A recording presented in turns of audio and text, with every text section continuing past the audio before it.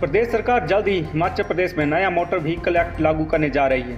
केंद्र सरकार ने इस एक्ट को लागू करने के लिए हिमाचल प्रदेश सरकार को 15 दिन का समय दिया है। इसको देखते हुए आने वाली कैबिनेट में इसे मंजूरी मिल सकती है। अब जो भी वाहन चालक नए नियमों की अवहेलना करेगा उसे भारी भरकम चालान भरना होगा। नए मोटर व्हीकल एक्ट के तहत न्यूनतम चालान की राशि 1000 रुपए रखी गई है।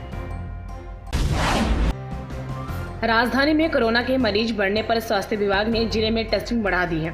विभाग ने रिज मैदान में निःशुल्क टेस्टिंग शुरू की, जहां कोई भी व्यक्ति स्वेच्छा से टेस्ट करवा सकता है।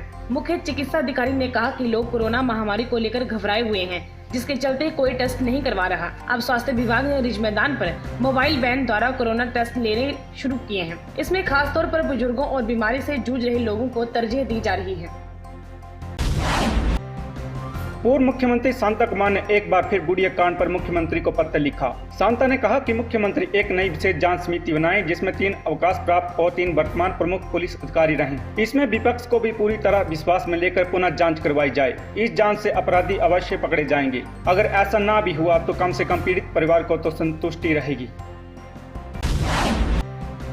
बिहार चुनाव को लेकर केंद्रीय मंत्री के बयान पर जीएस बाली ने सवाल उठाए। पूर्व मंत्री ने कहा कि अब ये वक्त आ गया है कि भारत के लोगों को कोरोना वैक्सीन भी तब मिलेगी जब भाजपा राज्य में चुनाव जीतेगी। महामारी दिनों दिन बढ़ रही है, थाली बजाने के हथकंडे फेल हो चुके हैं और जीडीपी रफ्तार में चली गई है। सरकारी कंपनियों को एक एकड़ बेचा जा रहा है। संकट के बीच कोरोना वैक्सीन के नाम पर वोट हड़पने का जुमला तैयार करके जनता में परोसा जा रहा है। आपदा में अवसर की बात प्रधानमंत्री करते होंगे। दुख का विषय है कि हर गंभीर स्थिति को मजाक और लाभ के तौर पर देखा जा रहा है। उद्योग मंत्री ने कांगड़ा औद्योगिक क्षेत्र का औचक निरीक्षण किया। इस दौरान उन्होंने उद्योगपतियों की समस्याएं भी सुनी और जरूरी दिशा निर्देश दिए। विक्रम सिंह ठाकुर ने कहा कि प्रदेश सरकार ने निवेशकों को आकर्षित करने के लिए औद्योगिक निवेश नीति को लागू किया है। प्रदेश में ईज ऑफ डूइंग बिजनेस को प्रोत्साहित करने के उद्देश्य से स्वयं प्रमाणन को भी प्रोत्साहित किया गया। सरकार ने कई योजनाएं शुरू की हैं, जिससे युवा स्वरोजगार से जुड़ सकेगा और बेरोजगारी खत्म होगी। पुरानी पेंशन बहाली को लेकर 24 अक्टूबर को माकपा प्रदेश भर में धरना प्रदर्शन करेगी। माकपा नेता संजय चौहान ने कहा कि अंतर्राष्ट्रीय वित्तीय संस्थाओं के दबाव में सरकार नव उदारवादी नीतियों को लागू कर रही है। नई पेंशन योजना भी इन्हीं नीतियों का परिणाम है। सरकार से मांग रहेगी कि नई पेंशन व्यवस्था को तुरंत खत्म करें, पुरानी पेंशन योजना को बहाल कर सभी वर्गों के कर्मचारियों को उनका पेंशन का अधिकार दिया जाए। हिमाचल प्रदेश में कोरोना के मामले कुछ कम होने लगे हैं। प्रदेश में अब एक्टिव केस 2400 के करीब रह गए हैं। अभी तक कुल आंकड़ा 19,844 हो गया है, जिसमें से 17,054 लोग स्वस्थ हो चुके हैं। शुक्रवार शाम तक प्रदेश में कोरोना से एक मौत हुई है, जिसके बाद आंकड़ा 280 के करीब चल रहा है।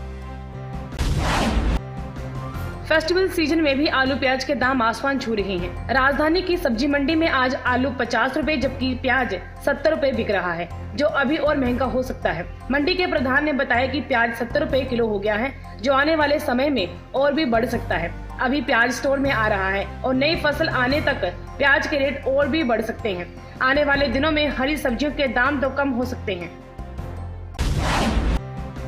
नेशनल हाईवे डमटाल के पास अचानक से एक ट्रक में आग लग गई। बताया जा रहा है कि ट्रक में कुछ सिलेंडर पड़े थे, जिसकी वजह से आग भड़क गई। ड्राइवर और कंडक्टर ने मौके पर ट्रक से कूदकर अपनी जान बचाई। आग लगने के कारण नेशनल हाईवे के दोनों तरफ लंबा जाम लग गया। वहीं ट्रक में सवार लोग मौके से फरार हो गए, जिनकी तलाश पुलिस कर रही है। डमटाल पुलिस थाना में मामला दर्ज कर जाँच शुरू कर दी है। चंबा जिले में एक बार फिर भूकंप के झटके महसूस किए गए। ये झटके 12:15 पर महसूस किए गए, जिसकी तीव्रता 2.7 रही। इस भूकंप की एरिया डेप्थ 5 किलोमीटर तक रही। बहरहाल किसी तरह के नुकसान की कोई खबर नहीं है, लेकिन लोग अपने घरों से बाहर जरूर खड़े नजर आए। याद रहे कि हिमाचल के चंबा, लाहौल और किन्नौर में भूकंप की खबर आम हो चुकी है।